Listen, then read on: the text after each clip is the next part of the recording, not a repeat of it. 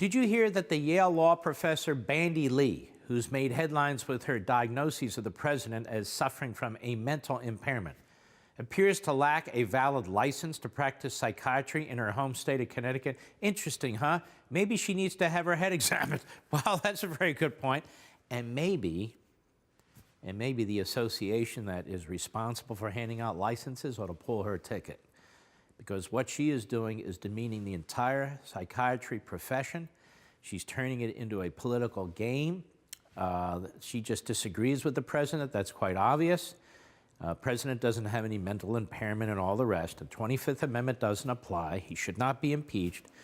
And yet they keep propping her up. Why? They'll prop up anybody on the left because they're out to get this president. They want him out. What are your thoughts on the growing number of Russians coming to the United States to give birth, which gives their kids the right to live and work here? Those kids are eligible to receive social services.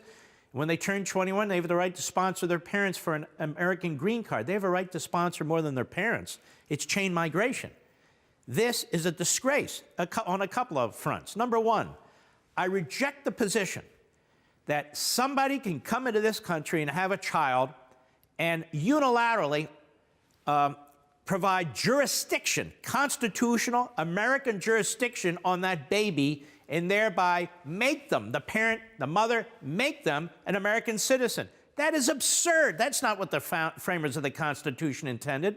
Nobody can really pinpoint when this interpretation of the Constitution took place, which means it was bureaucratic and political. They're doing all this separation of families. I think that... Okay, that's another one. Who's separating families?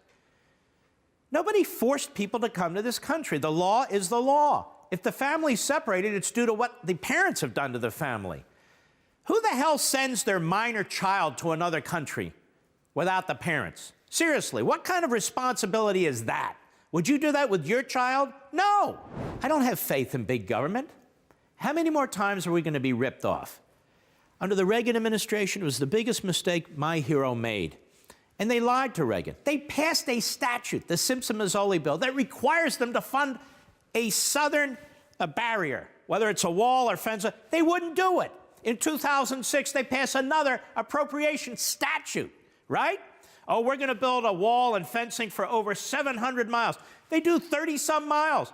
They didn't do it, even with the laws being passed. And now we're told, hey, we're only in the beginning, don't sweat it. But amnesty, amnesty, amnesty, amnesty comes first. My attitude is quite simple. Build the wall or the fences, get rid of chain migration, get rid of the lottery, do those things, then we'll talk about DACA. For more, sign up for Levin TV.